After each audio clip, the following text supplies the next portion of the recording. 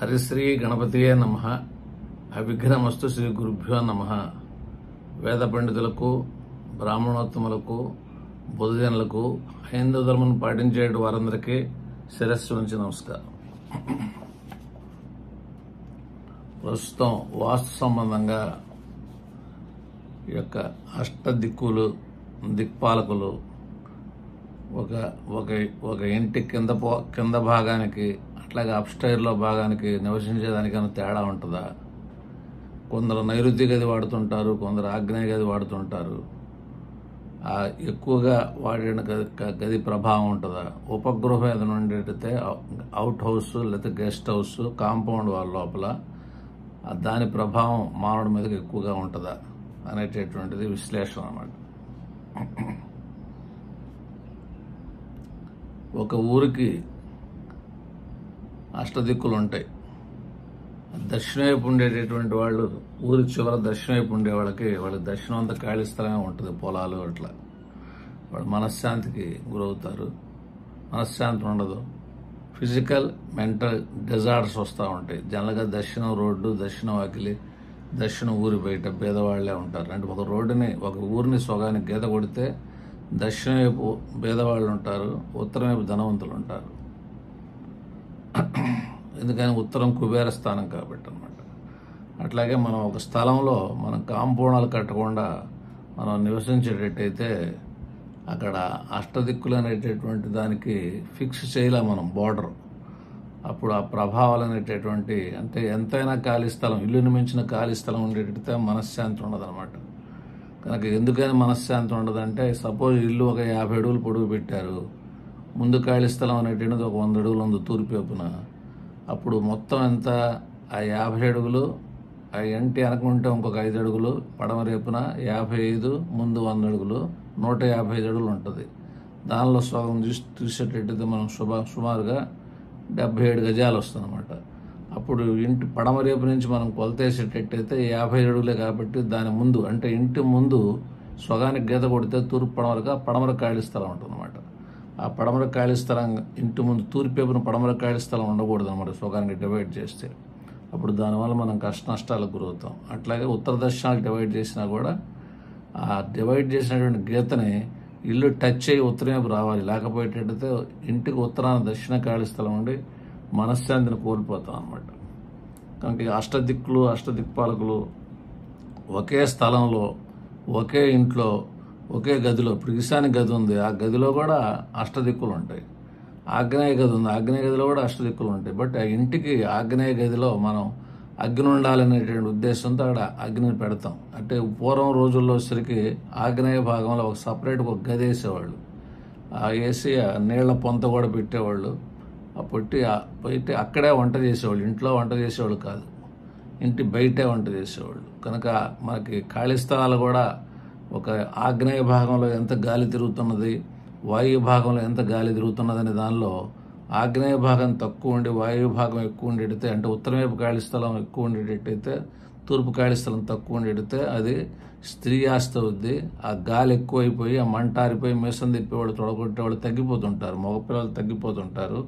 ఎందుకని వాయువ్యం అనేటటువంటిది ఆ పడమర ఉత్తరం మూల మీద గ్యాప్, ఖాళీ స్థలం అనేటువంటిది ఎంత ఉందనే దాని మీద బేస్ అయి ఉంటుంది అనమాట. అందువల్ల ఈ అష్టదిక్కులు ఒకే స్థలంలో, ఒకే గది యందు వాటి తత్వాన్ని అనుసరించి రిజల్ట్స్ అనేటటువంటివి ఉంటాయి. కనుక ఎప్పుడు కూడా హద్దులు అనేటటువంటి ఖాళీ స్థలానికి ఉండాలన్నమాట. అప్పుడు ఏది ఈశాన్యం, ఏది వాయువు అనేటువంటిది మనకి ఒక క్యాలిక్యులేషన్ అనేటువంటిది వస్తుంది అనమాట. ఈ హద్దులు ఏర్పడిన ఖాళీ స్థలంలో ఆ వాస్తు అనేటటువంటిది మనం కీలకంగా మనం చెప్పొచ్చు అన్నమాట. దాని రిజల్ట్స్ అనేటువంటిది నిర్మాణపు ఇల్లు ఎవరు వాడాలా, ఇల్లు కట్టారు, అద్దె కూడా ఇవ్వాల. అప్పుడు హక్కు వాస్తు ఎవరిదండి పలానా ఇల్లు అంటే, పలానా సుబ్బయ్య గారిదండి, అమెరికాలో ఉన్నారండి అని చెప్తారు. హక్కు వాస్తు అనేది పనిచేస్తుంది అనమాట. అంటే ఒక 10% వాస్తు పనిచేస్తుంది అన్నమాట, హక్కు వాస్తు. వాళ్ళ ఇళ్ళే వాస్తు, వాళ్ళు ఉన్న ఇల్లు ఎక్కువగా పనిచేస్తుంటుంది, అద్దె ఇల్లు అయినా సరే.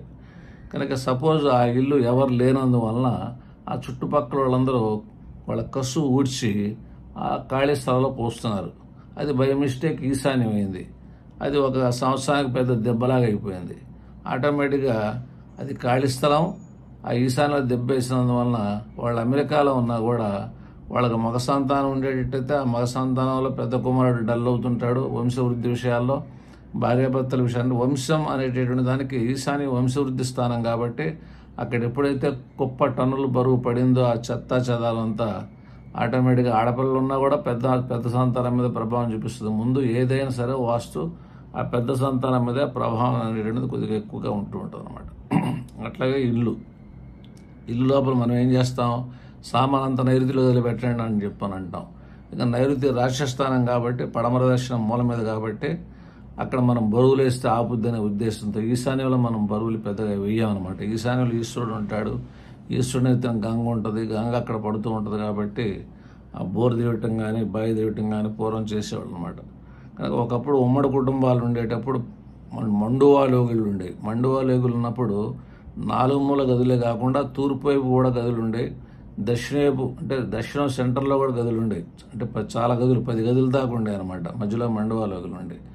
అప్పుడు మనకి మూలల గదులే కాకుండా అంటే వాస్తు ప్రభావం అనేది దేని మీద ఉంటుందంటే దిక్కుల కంటే మూలల మీద ప్రభావం ఎక్కువ ఉంటుంది. మీరు చూడండి, ఈ ఇంటికి మూల ఈశాన్య మూల బాగాలేదా లేకపోతే నైరుతి మూల బాగాలేదని చెప్తారు, కానీ ఇంటి తూర్పుని దెబ్బతింది, ఉత్తరాన్ని దెబ్బతింది, ఇల్లు దక్షిణం దెబ్బతిందని ఎవరు వాడరు అనమాట. కారణం ఏంటంటే మన మీద ప్రభావాలు చూపించేటటువంటిది మూలలు అనమాట. కనుక ఇది స్పష్టంగా కనపడుతుంటుంది అనమాట. కనుక ఒక ఇల్లు సపోజ్ అన్నదమ్ములు చేరారు, వాళ్ళకి పెళ్ళిళ్ళని 2 వంటలు పెట్టాల్సిన పరిస్థితి వచ్చింది. అప్పుడు ఆగ్నేయ భాగం గదిలో ఒక వంట పెడతారు, వాయువ్య భాగం గదిలో ఒక వంట పెడతారు. ఫలితాలు అనేది ఎవరి సంపాదన వాళ్ళదే ఉంటుంది, ఫలితాల్లో తేడా వస్తుంటుంది అనమాట. ఇదివరకు రోజుల్లో ఏంటంటే ఉమ్మడి కుటుంబంలో వచ్చేసరికి యజమాని సంపాదిస్తుంటే వాళ్ళు పొలం పని చేస్తూ ఆ పంటలు అవన్నీ వచ్చేవి, అందరు కలిసి జీవించేవాళ్ళు, ఎవరికి తోచినటువంటి పని వాళ్ళు పని చేసేవాళ్ళు. కొద్దిగా కుర్రవాళ్ళు ఏమన్నా వేరే ఊరెళ్ళి చదువుకుంటూ కొన్ని అలవాట్లకు లోనయ్యి వాళ్ళు సరదాగా జీవించేవాళ్ళు. పెద్ద కుమారుడు ఏమన్నా కొద్దిగా కష్టపడి పని చేస్తూ చదువు లేకుండా పొలం పనులు చేస్తూ ఆ రకంగానే జీవన విధానాలు జరిగినాయి. ఇప్పుడు వచ్చేసరికి ఇల్లు మనకి 4 గదులు 6 గదులు అట్లా కడుతున్నారు. ఎప్పుడు కూడా తలకాయ పొట్ట కాళ్ళు అని 3 భాగాలు ఉండాల్సిందే ఇల్లు. తూర్పు భాగము, మధ్యలో భాగము, గర్భం ఉంటాం, వెనక భాగం ఉంటాం అనమాట. కనుక 4 గదులు కట్టేటట్టయితే అది తలకాయ పొట్టే, కాళ్ళు ఉండవు. అందువల్ల కాళ్ళ ప్రాబ్లమ్స్, మోకాళ్ళు ఆపరేషన్స్, ఒక్కోసారి హెడ్ ఇంజరీ జరుగుతాయి. ముందు హాల్లాగా పెట్టేస్తాడు, అప్పుడు తేడాలు అనేది రావడానికి అవకాశం ఉంది. సపోజ్ ఇప్పుడు మనం ఏ గదిని ఎవరు వాడితే ఎట్లా ఉంటుంది అనేటటువంటిది మనం పరిశీలన చేద్దాం. ఇప్పుడు సపోజు అన్నదమ్ములు కొన్నాళ్ళకి డివైడ్ అయిపోతున్నారు, ఒకటే కప్పు పూర్వం రోజుల్లో ఎక్కువగా జరిగాయి అన్నమాట. మధ్యలో గోడ కట్టకుండా వాళ్ళిద్దరూ 2 వంటలు పెట్టినప్పుడు కూడా ఫైనాన్షియల్ ఆస్పెక్ట్స్లో బాగానే ఉండేది. ఎప్పుడైతే 2గా చీల్చేశారో ఇల్లు, ఆ ఇంటిని పడమవైపు ఒక స్లాబు, ఉత్తరం వైపు స్లాబ్కి మధ్యలో గోడలు కట్టేస్తారు, తూర్పు వైపు పడమ వైపు. కనుక అప్పుడు స్లాబ్ దక్షిణ వైపుది, స్లాబ్ ఉత్తరం వైపుది, దక్షిణ వైపుది అన్నకు వస్తుంది. ఆటోమేటిక్ దాని పక్కన ఖాళీ స్థలం ఉంటుంది, ఆ ఖాళీ స్థలం కూడా అన్న చెందుద్ది. కనుక ఉత్తరం హద్దు అయిపోద్ది.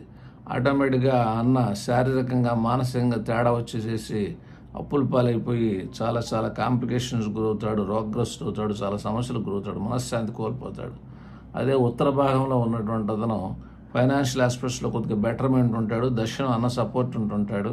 అందులో 2 భాగాలుగా మనం డివైడ్ చేసేటట్టయితే ఒకే స్లాబ్ని మనకి కుబేర స్థానంలో ఉత్తరం వైపు ఉన్నటువంటి వాళ్ళు, అదే తూర్పు పడమలో డివైడ్ చేసేటట్టయితే తూర్పు ఖాళీ స్థలం ఇంద్రస్థానం ఎవరికైతే వచ్చిందో వాళ్ళు కొద్దిగా అభివృద్ధి చెందడానికి అవకాశాలు అనేటటువంటి స్పష్టం అనమాట.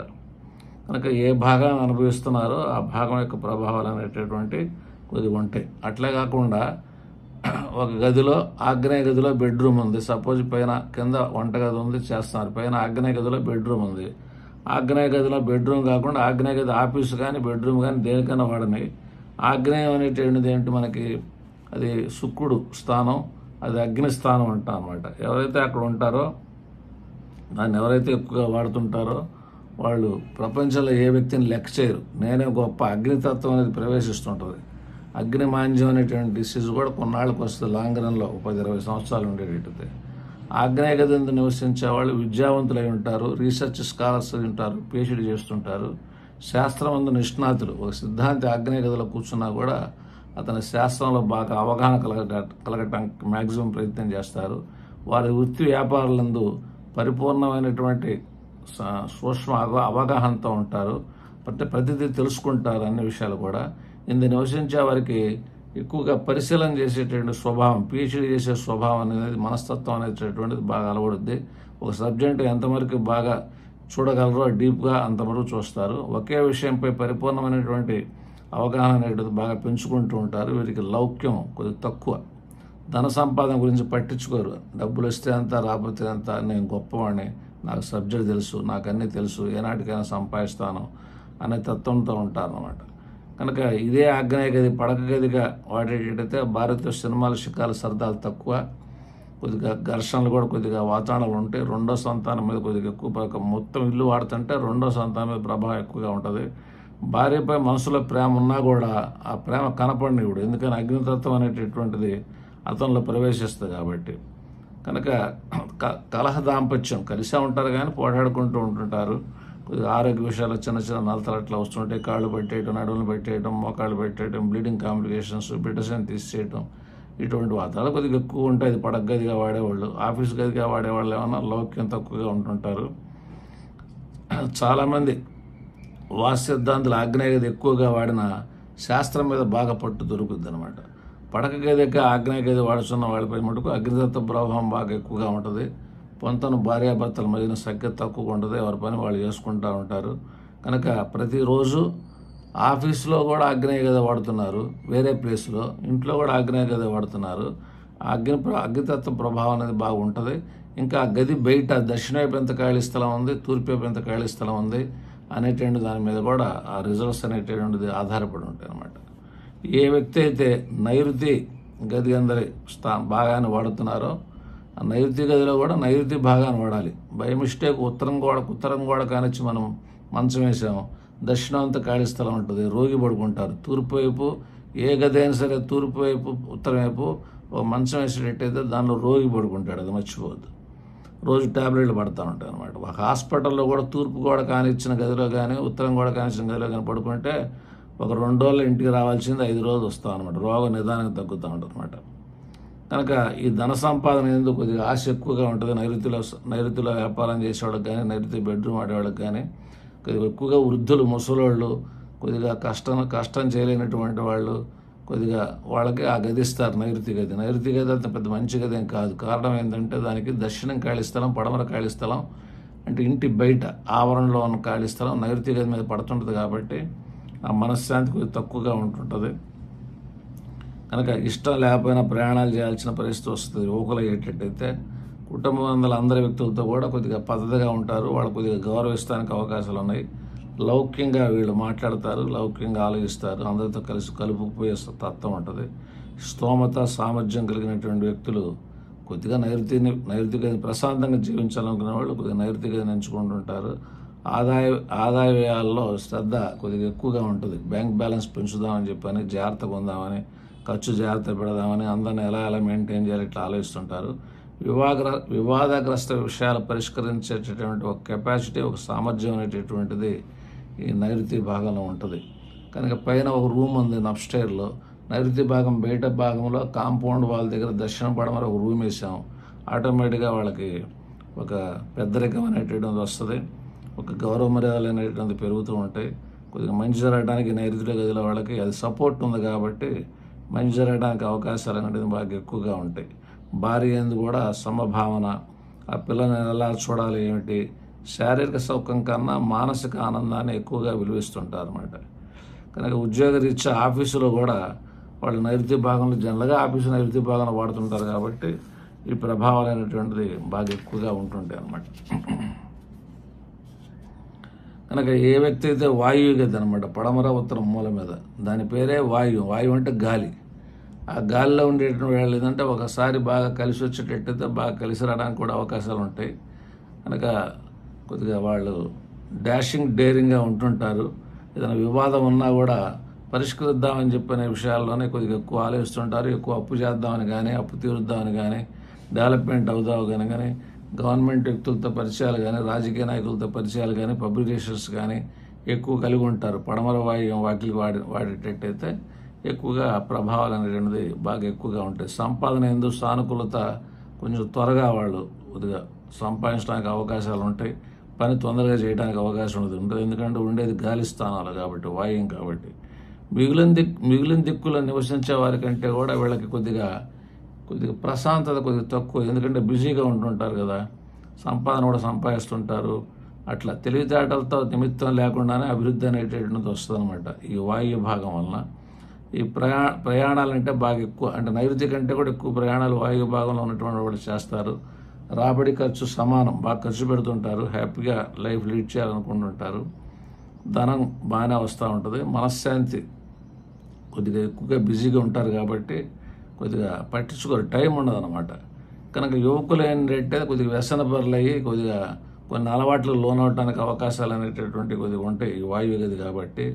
కొద్దిగా స్పీడ్గా ఇసిరేస్తుంటుంది కాబట్టి ఈ గది కొద్దిగా మనకి ఎక్కువ, అంటే ఈ గది మారాలనేటటువంటి దానికి వాళ్ళ ఆలోచనలు ఎక్కువ ఉంటాయి, మార్పు ఎక్కువగా కోరుకుంటూ ఉంటారు అనమాట. అది స్పెక్యులేషన్ అంటే బాగా ఇష్టం అనమాట. త్వరగా సంపాదించాలి, షేర్లు చేయాలి, కొద్దిగా పందాలు కట్టాలి, రాంగ్ రూట్కి వెళ్తే మళ్ళీ తేడా వస్తుంటుంది అనమాట. దీన్ని పడక గదిగా ఉపయోగించేవాళ్ళు సంతృప్తికరమైనటువంటి కామ వాత్సాయన సూత్రాలు అనేటువంటిది తంత్రాలతో శృంగారం పట్ల బాగా ఎక్కువ శ్రద్ధ వహించి కొద్దిగా ఆనందమైనటువంటి జీవితం అనిపిస్తుంటారు. భార్యని కూడా కొద్దిగా హ్యాపీగా ఉంచడానికి అవకాశం అనేటువంటి ఉంటుంది. బంధువులపై ప్రేమ అనేటటువంటిది కొంచెం బాగానే ఉంటుంది.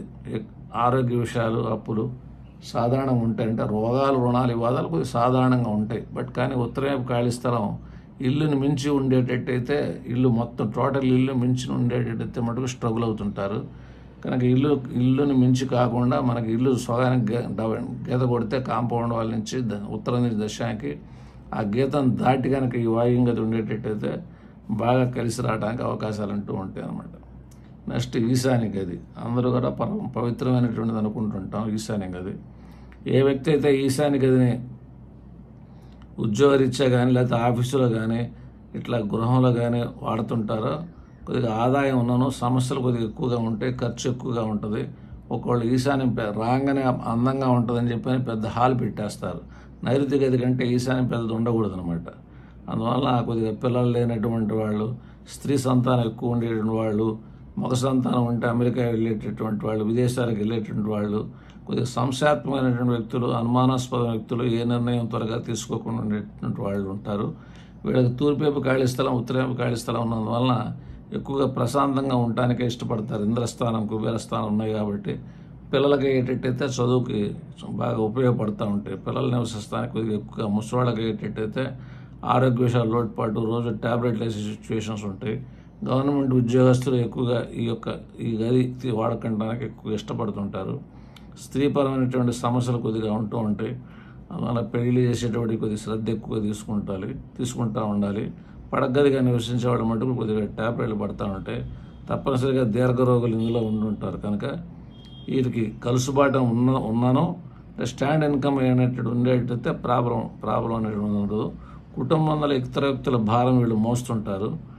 కింది స్థాయి వ్యక్తులు కూడా వీళ్ళని చాటుగా విమర్శిస్తుంటారు ఉద్యోగ సంబంధించిన విషయాల్లో. ఆఫీసుల్లో జనరల్గా ఈశాన్య భాగం ఆఫీసు గది ఎవరు పెట్టరు. అది ఒక ఫ్యాక్టరీ, ఒక ఎరువుల ఫ్యాక్టరీయో లేకపోతే ఒక మిర్చి గోడౌన్లో పెడితే దానిలో ఈశాన్యంలో మనకు పెట్టుకునేటట్టయితే స్టాక్ అంతా దక్షిణ పడమరేపు ఉంటుంది. ఆ ఈశాన్య గది తూర్పు ఉత్తరం ఖాళీ స్థలం ఉండి అక్కడ వ్యాపారాలు బాగా చేస్తున్నటువంటి వాళ్ళు చాలా చాలా మంచి వాళ్ళు ఉన్నారన్నమాట. ఈ పై తెలిపిన 4 దిక్కునందల గదులందు నివసించిన వ్యక్తులపై వాస్తురీత్యా చూపు ఫలితాలు ఎవరైతే రోజు మొత్తంలో అధిక భాగం, అంటే ఎక్కువ భాగం విద్య గురించి కానీ, ఉద్యోగం గురించి కానీ, పడక గది గురించి కానీ ఈ గదులే వాడుతున్నారు, మిగిలిన గదులు వాడుతున్నా. అంటే ఒక ఇంట్లో ఉన్నారు నలుగురు, ఒక్కొక్క గది వాడుకుంటూ ఉన్నారు. అప్పుడు ఈ ప్రభావాలు అనేటటువంటిది కొద్దిగా ఎక్కువగా పనిచేస్తుంటుంది. సామాన్యంగా పైన చెప్పినటువంటి ఒక వ్యక్తి గృహంలో ఒక భాగం మాత్రమే వాడుతున్నా వారు కొద్దిగా ఆ ప్రశాంతత, కొద్దిగా ఆ ఫలితాలు అనేది కొద్దిగా అట్లా చూస్తూ ఉంటారు అన్నమాట. అది అందువల్ల మనకి ఒక గది, ఇల్లు ఎప్పుడు కూడా మనకి చుట్టూరుతా ఇల్లు ఒకసారి తిరిగి రావాలి. ఉత్తరం కుబేర స్థానం మనం తొక్కాలి, తూర్పు ఇంద్రస్థానం మనం తొక్కాలి. చాలామంది ఏం చేస్తారంటే దక్షిణ వైపు పంపులు పెడతారు, అక్కడ బకెట్ పెడతారు. ఆ దక్షిణం పిశాచి భాగం, ఈ నీళ్లు స్త్రీ అనమాట. అక్కడ పూల చెట్లు వేస్తారు దక్షిణ వైపు, ఉండొచ్చు బాగా పెరగవచ్చు అని చెప్పాను. పూల చెట్లు స్త్రీ, ఆ పూల చెట్లు నుండి ఆ నీళ్లు ఉండేటట్టయితే ఆ స్త్రీ మానసిక వేదనకు గురవుతూ ఉంటుంది అనమాట. అందువల్ల వాటర్ ఎప్పుడు కూడా ఈశాన్య భాగంలో ఇదివరకు బావి దగ్గర వాడేవాళ్ళు. ఇదివరకు పూర్వం రోజుల్లో అక్కడే ఒక బాత్రూమ్ కూడా పెట్టుకునేవాళ్ళు. ఓపెన్ టాప్ బాత్రూమ్ ఉండేది. ఉత్తరం వైపు అయితే మనకి చెట్లు కానీ అది వేసినా చెట్లు పూల చెట్లు నీళ్లు ఇప్పుడు బకెట్తో నీళ్లు పెట్టినా ధనవంతుల అమ్మాయి మన ఇంటికి వస్తుంది, మన అమ్మాయి ధనవంతుల ఇంటికి వెళ్తుంటుంది అనమాట. ఒక్కోసారి తెలియక పూర్వం రోజుల్లో ఉత్తరం కాంపౌండ్ వాళ్ళకి గాబు కట్టేస్తాం అనమాట. అంటే నీళ్లు ఉత్తరాన్ని ఉండటం వల్ల ఆర్థిక బలం ఉన్నా కూడా గాబుని ఎప్పుడైతే ఉత్తరం భాగాన్ని కట్టేశామో ఈ స్త్రీ ఇంట్లోనే తిష్ట వేస్తుంది. వివాహం తర్వాత వచ్చేసేసి ఆ కోడలు కూడా అలిగి వాళ్ళ ఇంటికి వెళ్ళిపోతానికి అవకాశాలు అనేవి ఉన్నాయి. ఈ ఇంటి చుట్టూరుత ఖాళీ స్థలంలో వర్షం పడతాం అనేటువంటిది ఈశాన్యలో పడవచ్చు, ఆగ్నేయంలో పడవచ్చు, వాయువులో పడవచ్చు, నైరుతిలో పడకూడదు. నైరుతి మూత పడాలి. కానీ నైరుతి మనం బాత్రూమ్ టాయిలెట్లు వాడేటైతే నెంబర్ 1 లాభం. రాహు మలమూత్ర విసర్జన కారకుడు, బాహుబల సంపన్నుడు కాబట్టి ఒకవేళ టాయిలెట్ ఇష్టం లేకపోతే స్టోర్ రూమ్ కింద ఒకప్పుడు ఆయుధాగారం అండి అట్లా సామాన్లు అన్నీ మనం పొలం పనిముట్లు అనేటువంటి అన్నీ కూడా నైరుతి గదిలో వేసేవాడు అనమాట. ఆ గేదెల్ని ఆవుల్ని ఏమన్నా పడమరేపున అట్లా వాయు భాగంలో పడమర సెంటర్లో కట్టేసుకుంటా అట్లా జీవన విధానం అనేది మంచిగా చేశారనమాట. అందువల్ల అష్టదిక్కులు అనేటటువంటి ఊరు మొత్తం మీద ప్రభావం చూపిస్తుంటుంది. ఆ ఊళ్ళో ఏ దిక్కును మనం ఉన్న ఊరు చుట్టూరితో భేదవాళ్ళు ఉంటారు, ఇది మర్చిపోవద్దు. కనుక మనకి పెద్ద రోడ్లు రాజవీధులు ఉన్నాయి, 100 అడుగుల రోడ్డు, 200 అడుగుల రోడ్లు, అక్కడ ధనవంతులు ఉంటారు. 40 అడుగుల రోడ్లో వాళ్ళకంటే తక్కువ వాళ్ళు ఉంటారు. 20 అడుగుల రోడ్లో ఇంకా పేదవాళ్ళు ఉంటారు. ఆటో కూడా వెళ్ళినటువంటి నడిచి వెళ్ళేటువంటి సందుల్లో కార్లు కూడా ఉండవు. వాళ్ళు కారున్న ఎక్కడో బయట పెట్టుకుని నడిచి రావాల్సిన సిచ్యువేషన్స్ వస్తాయి. అందువల్ల వీధులను బట్టి కూడా రిజల్ట్స్ అనేటటువంటివి ఉంటాయి. మనం వాడుకునేటువంటి విధానంలో ఇల్లుని ఎలా వాడుతున్నాం అనేటటువంటిది కూడా ఉంటుంది. సపోజ్ అవుట్ హౌస్ ఉంది. అవుట్ హౌస్ ఏంటి అంటే ఒక కాంపౌండ్ వాళ్ళలో 2 ఇళ్ళు ఉండకూడదు. ఉంటే అపాయాలు జరగడానికి ఉంటాయి. 3 ఇళ్ళు ఉంటే మరణం కొద్దిగా గట్టిగా జరుగుతుంటుంది. ఒక బాత్రూమ్కి ఒక కప్పు, ఒక అవుట్ హౌస్కి ఒక కప్పు, ఇంటికి ఒక కప్పు, 3 కప్పులు ఉన్నాయి. అది అపాయం కలగజేస్తుంటుంది. సపోజ్ ఉత్తరం వైపున మనకు వాయు స్థలం ఖాళీ ఉందని చాలా ఉత్తరం వైపున ఒక రూమ్ వేశారు.